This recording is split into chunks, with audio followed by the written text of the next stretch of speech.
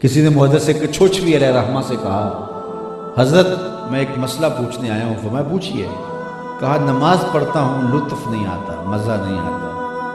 تو آپ نے اس کو حیرت سے کہا کہ اس کے باوجود بھی پڑھتے تو ہو نا؟ اس نے کہا جی وہ تو اللہ کا حکم ہے، وہ تو پڑھتا ہی پڑھتا ہوں۔ تو محدث کچھوچوی جھومنے لگے، کہا واہ واہ، تم مزے کے بندے نہیں ہو، اللہ کے بندے ہو۔ تمہیں مزہ نہیں آتا پھر بھی پڑھتے ہو؟ یار مزہ آئے کسی چیز کا وہ تو بندہ پھر کرتا ہی کرتا ہے، تو مزہ نہ بھی آئے پھر بھی کرے۔ تو کہا پھر تم مزے کے لیے تو نہیں پڑھتے، پھر تم اللہ کے لیے پڑھتے ہو کہ میرے رب کی طرف سے فریضہ ہے۔ اس نے کہا حضرت اس کا مزہ آ گیا۔ اللہ اکبر۔ تو یاد رکھیے کہ اللہ توفیق دے، آج آپ کنڈی کھڑکاتے رہے، کبھی تو در کھلے گا نا۔ کنڈی کھڑکاتے رہے، کبھی یہ کسی کا دروازہ کھٹکھٹانے لگ جائیں، کوئی گہری نیند سونے والا ہو، اس کے دروازے کو دستک، کبھی تو اس کی بھی آنکھ کھل جاتی ہے اور تم تو اس کے در پہ دستک دے رہے ہو۔ لا تاخذہ سنۃ ولا نوم، نیند کیا اسے تو اونگ بھی نہیں آتی، اس کے در پہ دستک دے رہے ہو۔ سبحان ربی الاعلی، یہ دستک ہے اس کی چوکھٹ، صبح و شام دوپہر دے رہے ہو۔ تمہاری دستک کا ردم ٹھیک نہیں ہے، تمہاری انگلیاں صحیح طرح سے جو ہے وہ دستک میں لگتی نہیں ہے، لیکن آواز تو ایک ہلکی سی پیدا ہوتی ہے، تو کبھی تو آواز آئے گی۔ وہ بار بار پکارنے والے کیا کام ہے تجھے، آ میں دروازہ کھول کے در رحمت بولا۔ تو آؤ، قد افلح من تزکا، کامیاب وہ ہوا جس نے اندر ستھرا کیا، وذکر اسم ربہ، اور اپنے رب کا نام پکارا، فصلی، اور نماز پڑھی۔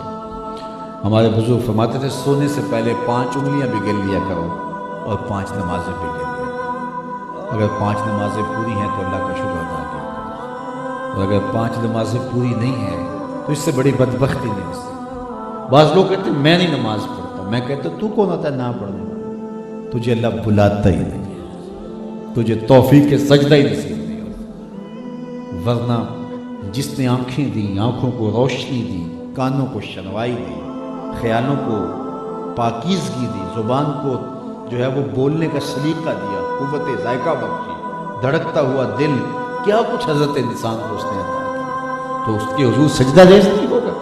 اس سے بڑا بد نصیب کائنات میں کوئی نہیں ہو سکتا۔ تو آئیے آج سے یہ مت کہیے گا کہ میں ہفتے سے نماز شروع کروں گا، ہم جیسے بھی ہوتے ہیں میں پہلی تاریخ سے نماز شروع ہوگا، میں ہفتے سے شروع کروں گا۔ بعض کہتے ہیں میں بس میرے 2 سال رہ گئے ہیں جی ریٹائرمنٹ میں، اس کے بعد ریٹائرمنٹ لوں گا، بچوں کی شادیاں کروں گا، پھر حج کروں گا، پھر میں ہوں گا مسجد۔ یہ وہ ٹائم ٹیبل دے رہے ہیں جس کی ملکیت میں ایک سانس بھی نہیں ہے، جو ایک سانس کا بھی مالک نہیں ہے، وہ کتنی لمبی ٹائم ٹیبل دے رہے ہیں۔ بس ریٹائرمنٹ لوں گا، پھر حج کروں گا، پھر آؤں گا، پھر جو ہے وہ میں نمازی کروں گا۔ اللہ توفیق دے۔